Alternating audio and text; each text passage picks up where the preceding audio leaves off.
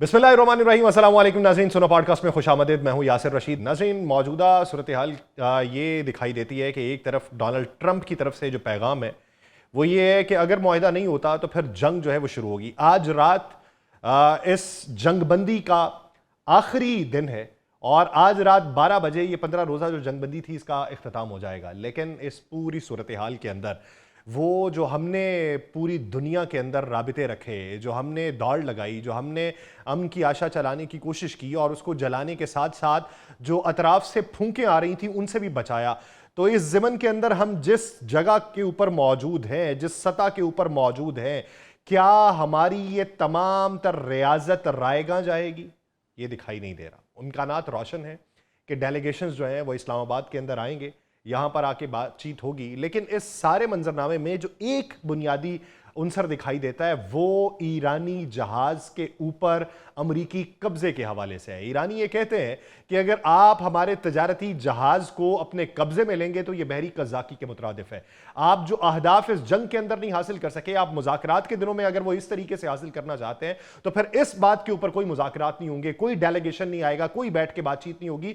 आप दबाव बढ़ाना चाह रहे हैं और अगर आप दबाव बढ़ाना चाहते हैं तो उस मुज़ाकराती दबाव के मंजरनामे के अंदर हम बैठने को तैयार नहीं है। तो ये वो सारी सूरत हाल है जो देखने को मिल रही है। लेकिन इसी मंजरनामे के अंदर हमें यह भी देखने को मिलता है कि खित्ते की और ताकतें जो ये चाहती हैं कि पाकिस्तान नाकाम हो, जो ये चाहती हैं कि पाकिस्तान ने अब तक जितनी तगोदो की है, अब तक जितने रवाबित किए हैं, अब तक राम करने की जितनी कोशिश की है, अब तक उनका मंजरनामा रोशन करने की जितनी रियाजत की है, वो सब रायगा चली जाए। लेकिन इस वक्त अगर इस्लामाबाद की सूरत हाल देखें तो इस्लामाबाद में रेड जोन का जो इलाका है उसे पूरा सिक्योरिटी हिसार के अंदर तब्दील किया हुआ है।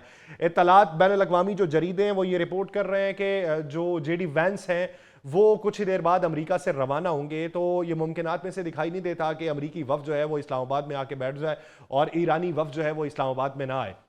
बातचीत होगी, बातचीत पुरफजा माहौल में होती है या टेंस माहौल में होती है, बातचीत तो होना है। लेकिन बातचीत के लिए जो मंजरनामा वजह होना था उसमें एक तरफ से आने वाले ट्वीट्स, एक तरफ से आने वाले बयानात और एक तरफ से होने वाला जो इकदाम था उसने इस पूरे मंजरनामे को कहीं ना कहीं धुंधला कर दिया। लेकिन धुंधला किस हद तक रहेगा? यूरेनियम की अफजूदगी की हद को नीचे लाने के हवाले से जो शर्त है वो किस हद तक उसके ऊपर अमल दरामद होगा? आबनाए हरमुज से टॉल वसूल करने की जो शर्त है उसके ऊपर दुनिया क्या नजर रखे हुए है? ईरान की जो इस वक्त तबाही और बर्बादी हुई है और इब्तदाई तखमीने के मुताबिक $270 बिलियन का उसे नुकसान हुआ है, वो किस तरीके से उसकी भरपाई हो पाएगी? और दुनिया के अंदर जो ईरान के मुंजमद असासे हैं उनकी बहाली अगर बतदरीज होती है तो कितने अरसे के अंदर हो पाएगी? और फिर ये कि ईरान की तरजीहात के अंदर बदलाव क्या आएगा, मईशत के हवाले से क्या बदलाव आएगा?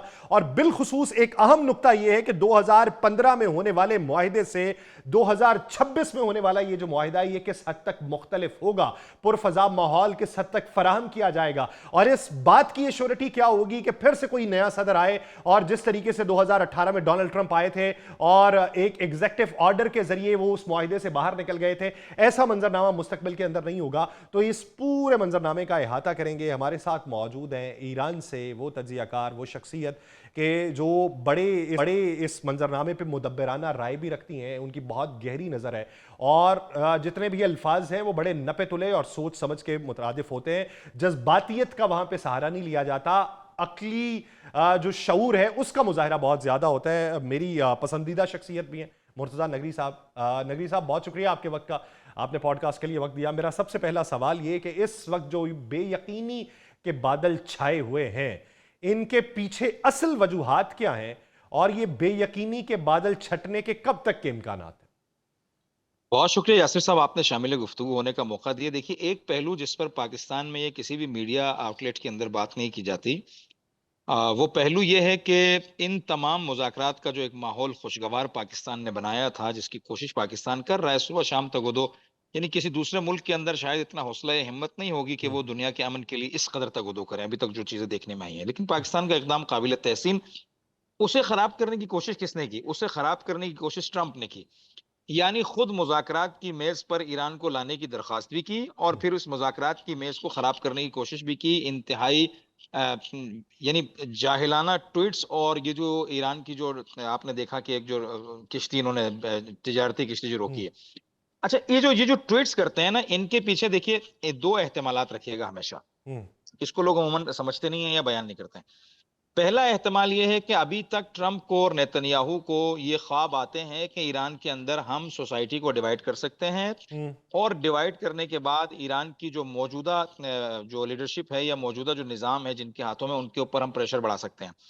ये जो फौरन एक ट्वीट करते हैं कि मैं ईरान का तमाम स्ट्रक्चर उड़ा दूंगा, उन्हें खाक में मिला दूंगा, उन्हें स्टोन एजेस में ले जाऊंगा, आपने देखा फिर दोबारा यही ट्वीट किया उन्होंने। हम्म।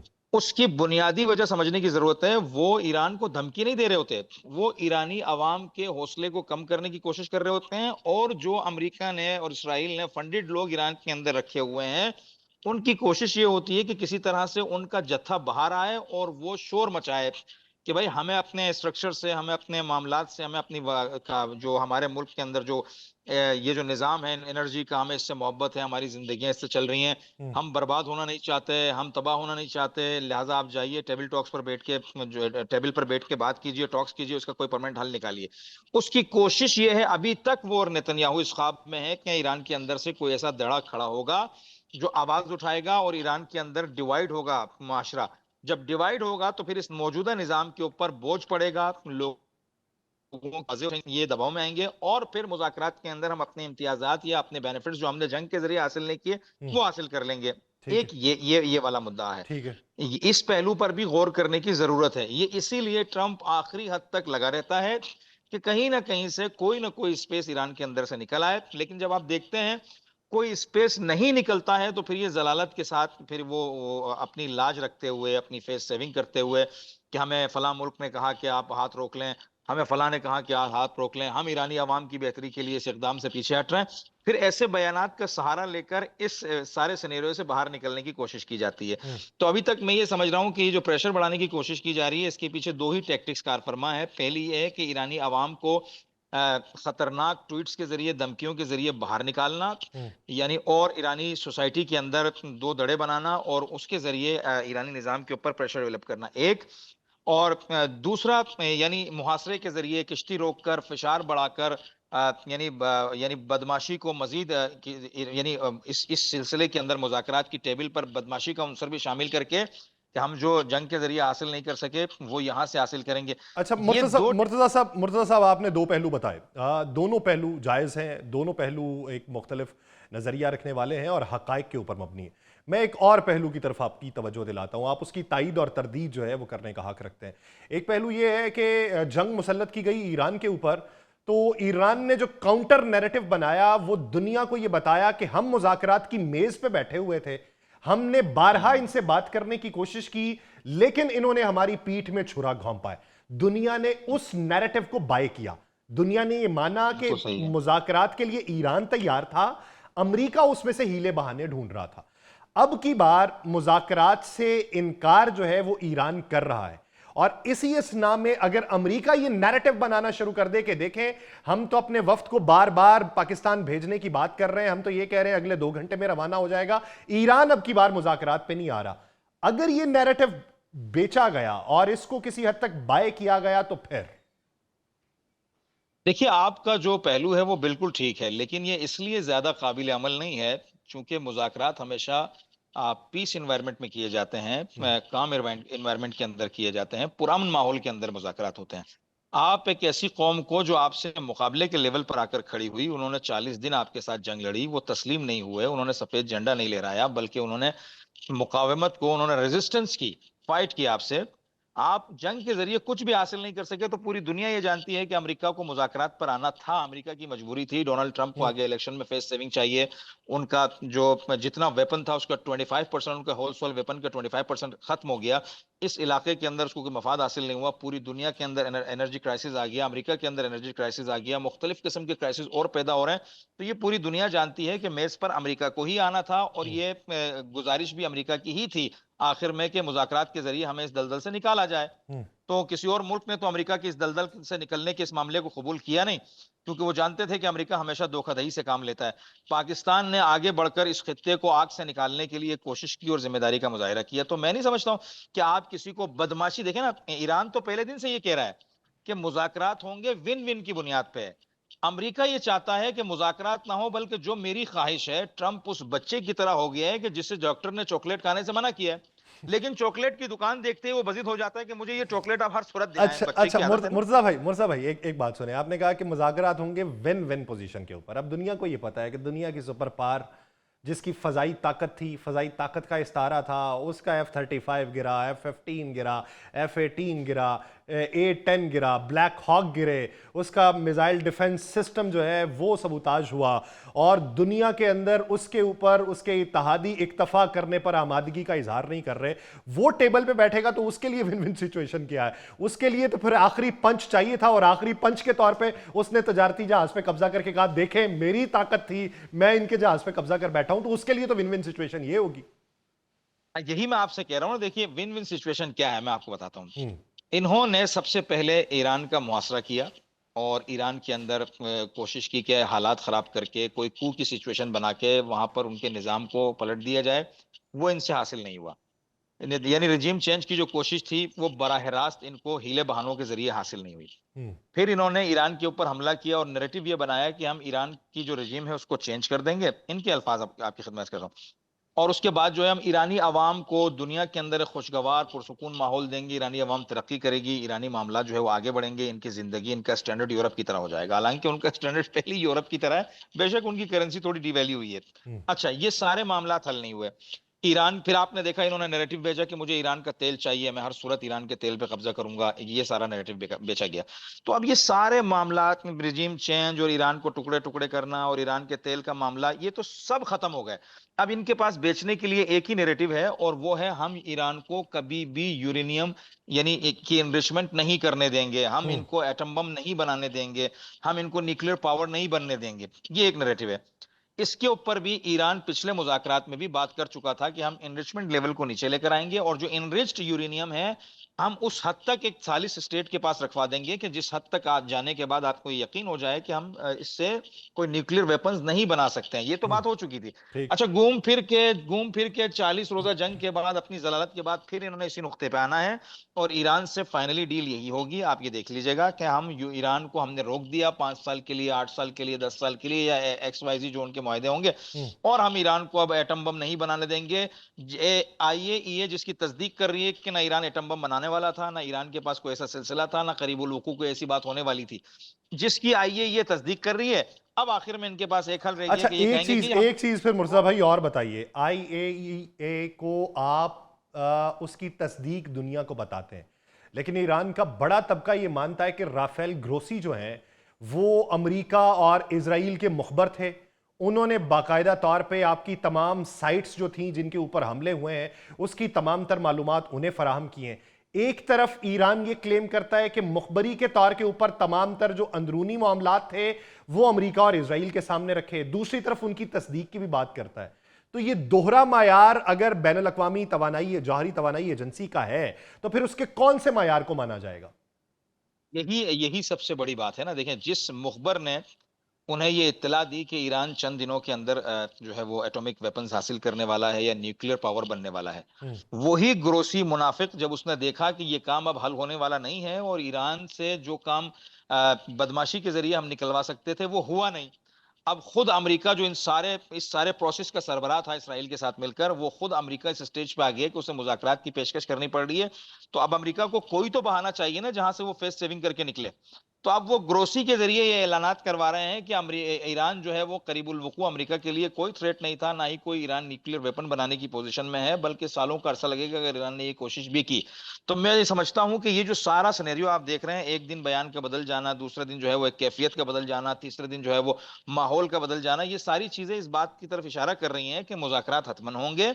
ये सिर्फ और सिर्फ मुज़ाकरात में प्रेशर बढ़ाकर बाहर से एक थ्रेट बिल्ड करके जो है वो बदमाशी के जरिए जो चीजें ये जंग में हासिल नहीं कर सके हैं उन्हें हासिल करने की कोशिश कर रहे हैं। इसके अलावा इन तमाम चीजों का जो ये माहौल और ये सिचुएशंस जो कलाबाजियां खा रही हैं, इसका तीसरा कोई नतीजा नहीं निकलता है। अच्छा चले मान लें ये असाब की जंग है, इसमें हर फरीक जो है वो टेबल के ऊपर बैठने से पहले अपनी कुव्वत बाजू जो है उसको मजबूत दिखाना चाहता है। तो ऐसी सूरत हाल के अंदर ईरान अपनी क्या चीज़ें मनवा पाएगा? यानी ईरान की जो शराइत हैं 10, उसमें से कितनी कामयाब हो सकती हैं, और उसके बरक्स अमेरिका के पास फिर विन विन सिचुएशन क्या होगी? देखिए, मैं बुनियादी तौर पर शुरू से ये बात कहता आया हूं कि 3-4 चीजें ईरान की लाइफलाइन है, वो चाहिए ईरान को। देखिए, इस खित्ते के अंदर जितनी भी रेजिस्टेंस मूवमेंट्स हैं जिन्होंने ईरान का साथ दिया है, हम्म। ईरान कभी उनको तनहा नहीं करेगा। वो कोई ना कोई ऐसी इनके साथ ऐसा एग्रीमेंट करेगा कि ना अमेरिका इसराइल उनसे छेड़ेंगे, ना ये उनसे छेड़ेंगे। दोनों का कोई ना कोई पैचअप जरूर होगा ताकि उनको सेव किया जा सके, पहली हम्म। बात। हम्म। सबसे मुहिम तरीन चीज, क्योंकि इस खित्ते के अंदर अमेरिका और इसराइल के मुकाबले में वो ईरान के एलाई हैं। जिस सही। तरह से अमेरिका अपने एलाइज अपनी हरकतों की वजह से अपने एलाइज से दूर हुआ, कभी ईरान ये हरकत नहीं करेगा, number one. Number two, America ये जो जितना पैसा ईरान का फंसा हुआ है सैंक्शंस की वजह से, ईरान इसको 100% क्लियर करवाएगा। हम्म। नंबर थ्री, ये जो आबना हुर्मुज का मामला है, ईरान की अब ये लाइफलाइन बन चुकी है। मैं आपको तमाम जो अमेरिकन और जो वेस्टर्न नजरिया परदाज हैं, जो वहाँ के फिलोसफर्स हैं, जो वहाँ के दानिश्वर हैं, हम्म। उनकी आरा बता रहा हूँ, हम्म। कैलकुलेशन बता रहा हूँ आपको खुलासा। वो ये कहते हैं कि अमेरिका ईरान से यूरेनियम निकलवाने आया था, हम्म। न्यूक्लियर एसिड्स ईरान को दे के चले गया, और वो न्यूक्लियर एसिड्स को ताबीर करते हैं आबना हुर्मुज से। कि ये एक ऐसा सिलसिला इस डोनाल्ड ट्रंप की हिमाकत की वजह से ईरान में आ गया है, ईरान के हाथों में आ गया है, कि ईरान ने दुनिया की 25% शहर के हयात को पकड़ लिया है। अब अगर ईरान के साथ कोई ज्यादती करेगा, और अगर ईरान सिर्फ उसकी वेसल्स को रोकता है, तो उस मुल्क के अंदर एक क्राइसिस पैदा होगा जिसके जरिए ईरान अपनी बात मनवा सकता है। तो ईरान इस आबना हुर्मुज के ऊपर मेरा ख्याल है कोई कॉम्प्रोमाइज नहीं करेगा, क्योंकि ये ईरान के लिए अब ऐसी जमानत बन चुका है, ऐसी इंश्योरेंस बन चुका है, कि जिसके जरिए ईरान जो है वो दुनिया के अंदर अपनी बात नहीं, मनवाने की अहलियत पैदा आप कर चुका है। समझते हैं कि अमेरिका इस बात पे आमादगी का इजहार कर देगा कि ईरान टॉल वहां से वसूल करे, या टॉल नहीं तो उसको जो नया नाम सिक्योरिटी पेमेंट के हवाले से कहा जा रहा है कि जिस एरिया में से गुजरना है जी इसकी जी। सिक्योरिटी हमारी जिम्मेदारी है, क्योंकि बैनुल अक़वामी कवानीन में टॉल के ऊपर एतराज उठाया जाता है, सिक्योरिटी को तो आप एक नया पैराया फराहम कर सकते हैं। तो इस ज़िमन में ईरान का ये मौक़िफ़ मान लिया जाएगा? मेरे हिसाब से देखें, अब जो पूरी जंग हो रही है ना, देखें वो 10-15 दिन, इब्तिदाई जंग के 10-15 दिनों के अंदर डोनाल्ड ट्रंप का तो नैरेटिव ही चेंज हो गया था ना। हम्म। वो रिजीम चेंज वाला मामला और ईरान को टुकड़े टुकड़े करने वाला ख्वाब तो खत्म हो गया, क्योंकि वो जो इराकी कुर्दिस्तान बेल्ट है, हम्म। उनकी कोशिश ये थी कि वहां पे जो अलैदगी पसंद ग्रुप हैं, उनके 50-60 हजार से ज्यादा तादाद में जो फोर्सेज हैं, उनको ईरान के अंदर दाखिल करके क्राइसिस पैदा किया जाए, और हम्म। वहां से उस टुकड़े को काट के ईरान से अलग किया जाए, जो ईरान के कुर्दिस्तान का एरिया है। वो भी फेल हो गया। रेजिम चेंज वाला मामला भी फेल हो गया। तो 10-15 दिन के अंदर अंदर ट्रंप का नैरेटिव चेंज हो गया था। वो आया ऑयल के ऊपर, ऑयल वाला मामला भी खत्म हो गया। फिर वो आया आबना हुर्मुज के ऊपर, आपने देखा। हम्म। आबना हुर्मुज इस वक्त एक ऐसी क्लीदी सिचुएशन है कि जिसके ऊपर पूरी दुनिया बात कर रही है। अमेरिका ये ईरान के हाथ में देके खुद पछता रहा है कि अब मैं अपने एलाइज को कैसे सेफ रखूंगा, उनसे सहारा कैसे लूंगा, अपने मामलात आगे कैसे बढ़ाऊंगा, हम्म। पेट्रो डॉलर की जो ये जंजीर है इसको कैसे सालिम रखूंगा। आपने देखा, कल ही दुबई ने अमेरिका से अपील की है कि भाई हमारा जो डॉलर्स का रिजर्व है वो खत्म हो रहा है, और हमारे आगे हालात क्राइसिस आ जाएंगे हमारे ऊपर। लिहाजा हमारी अमेरिका से गुजारिश है कि वो जो उनके रिजर्व हैं डॉलर के, उनको खोलकर हमारे लिए कुछ आसानियां पैदा करें। तो अमेरिकन जो है वो यानी जो कांग्रेस है, उसने अभी तक जवाब नहीं दिया है। उसकी बुनियादी वजह यह है कि अमेरिकन जो डॉलर रिजर्व अपने पास रखते हैं, वो अपने बाजार के क्राइसिस को, जो डिसबैलेंस हो जाता है बाजार, उसको बैलेंस करने के लिए रखते हैं। तो मेरा नहीं ख्याल है वो यूएई को देंगे। तो पेट्रो डॉलर का जो खाता है, अगर ये ईरान के हाथ में रहा और किसी मुज़ाकरात के जरिए कोई सेटलमेंट आगे नहीं बढ़ी, तो वो पेट्रो डॉलर को भी जरर होगा। अच्छा, तो मेरे ख्याल में अब मुर्सा भाई फिर एक बात बताइए कि 2015 में जो एग्रीमेंट हुआ और जिसके मुताबिक ईरान के मुंजमद असासे जो थे वो बहाल किए गए, वो कांग्रेस की मंजूरी के बगैर नहीं हो सकते, ना एग्जेक्टिव ऑर्डर के जरिए हो सकते हैं, कांग्रेस की मंजूरी जरूरी है। तो इस बार आप ये समझते हैं कि वो जो सीज्ड एसेट्स हैं उसके लिए डोनाल्ड ट्रंप अपनी मुखालिफत के बावजूद कांग्रेस से इस बात की मंजूरी ले लेगा कि वो मुंजमद असासे जो है वो बहाल कर दिया जाए? देखिए, अमेरिका के पास दूसरा कोई ऑप्शन बचा नहीं है ना। मैंने राशिद भाई आपसे कहा, तो यासिर भाई, कि इन्होंने ईरान को इंटरनली कमजोर करने के लिए ट्रिलियंस ऑफ डॉलर्स खर्च करके तमाम हरबे आजमा लिए, हम्म। ईरान इंटरनली कमजोर नहीं हुआ। इन्होंने रिजीम चेंज करने के लिए इनके जो सुप्रीम लीडर थे सैयद अली खामेनेई, उनको शहीद किया। उसके बावजूद उनसे ज्यादा सख्त और उनसे ज्यादा हार्ड फैसले करने वाला, हार्ड डिसीजन लेने वाला आदमी आ गया, और वो भी इनको हासिल नहीं हुआ। 40 रोजा जंग के अंदर इन्होंने जितने दावे किए वो सारे फेल हुआ। सिर्फ और सिर्फ आपने देखा, 700 से ज्यादा स्कूल, 350 यूनिवर्सिटीज, 1 लाख से ज्यादा अवामी घर जिनमें लोग रिहाइश पजीर थे, यानी मस्कूनिया, उनको इस तरह की चीजों को ढाया गया ना। बाकी मिलिट्री का तो उनका इतना नुकसान नहीं हुआ जितना ये इनको एक्सपेक्टेड था, ये जो ये हम्म। बयान कर रहे थे। हम्म। तो अब अमेरिका के पास रास्ता बचा नहीं है बाहर निकलने का। तो उनकी कांग्रेस हो या उनका कोई भी इदारा हो, अमेरिका को इस बला से बाहर निकालने के लिए वो किसी भी तरह की सिचुएशन और पोजीशन पर खड़े हैं कि उसको ले सकें और इस क्राइसिस से अमेरिका को बाहर निकालें। क्योंकि अमेरिका के अंदर खुद ये हालत हो गई है कि $4 का जो तेल का बैरल था, वो मसलन जो उनको $4 तक जो उनकी तेल की प्राइसेस थी, ऑयल की फ्यूल की प्राइसेस थी, वो 6 पे चली हैं। यही सिचुएशन रही तो 7-8 पे चली जाएंगी, तो खुद अमेरिका के अंदर एक क्राइसिस पैदा हो जाएगा। उनके यहाँ भी हालात मुआशी एतबार से बेहतर नहीं है, तो ये मजबूरी बन चुकी है दुनिया की कि इस क्राइसिस को हल किया जाए। अगर इस क्राइसिस को हल नहीं किया गया तो पूरी यानी दुनिया के लिए एक मजबूरी में अजाब खड़ा आके हो उन्हें जाएगा, बैठ के साल हर फैसला साल तो चलेगा। करना पड़ेगा। लेकिन मुर्तजा भाई, मेरा एक हाँ, सवाल है, आपने दुबई का तज़किरा किया, तो फिर इसी ज़िमन में जी। मैं उसका जो है वो थोड़ा सा और तज़किरा करना चाहता हूँ। उनके स्टेट मिनिस्टर ने पिछले दिनों ये कहा कि हमारे पास भी तेल था, ईरान के पास भी तेल था, हमने इकोनॉमी में दुनिया में नाम बनाना चाहा, ईरान ने गहराई के अंदर जाना पसंद किया, हमने वो पैसा इन्वेस्ट करके बिल्डिंग्स बनाई, ईरान ने अपनी प्रॉक्सीज बनाई, मिसाइल बनाए, ड्रोन बनाए, और फिर आज की खबर ये है कि वहाँ पे बाकायदा तौर पे एक ग्रुप को तहवील में लिया जाता है, उसे जोड़ा जाता है ईरान के साथ और ये कहा जाता है कि टेररिस्ट ग्रुप है। तो एक वाज़ेह पोजीशन जो यूएई ईरान के खिलाफ ले रहा है, आने वाले दिनों के अंदर या आने वाले सालों के अंदर ये ईरान की फॉरेन पॉलिसी किस हद तक तब्दील होगी और ये एक नया महाज किस हद तक खुलेगा? देखिए, ये मेरे अल्फाज नहीं है, ये तो मैं जब ईरानियन मीडिया देखता था पहले भी, तो वहां पर दुबई के बारे में इंतहाई रिजर्वेशंस थी, हम्म। इंतहाई। यानी ईरान इस पूरे खित्ते के अंदर अगर अपना किसी को अव्वलीन दुश्मन जानता था जो ईरान के एसेट्स को या उनके मफादात को झटका दे रहा था, तो ईरान उसे दुबई कंसिडर करता था। और जंग से पहले पहले इनके जो एनालिस्ट हजरात थे या इनके दानिश्वर ईरानी हजरात थे, उनका ये कहना था कि अगर जंग हुई तो हम दुबई को वो सबक सिखाएंगे कि दुबई अगली कई दिहाइयों तक जो है ना, आइंदा किसी किसी भी मामले के अंदर पड़ने के बारे में सोचना तो छोड़ें, देखना भी गवारा नहीं करेगा। और यही काम आपने देखा कि जब जंग हुई तो ईरान ने सबसे ज्यादा दुबई को हिट किया। उसकी बुनियादी वजह यह थी कि इस पूरे खित्ते के अंदर जो काम इसराइल बराह रास्त नहीं कर सकता था या अमेरिका नहीं कर सकता था, बदबख्ती से वो दुबई के जरिए करवाया जाता था।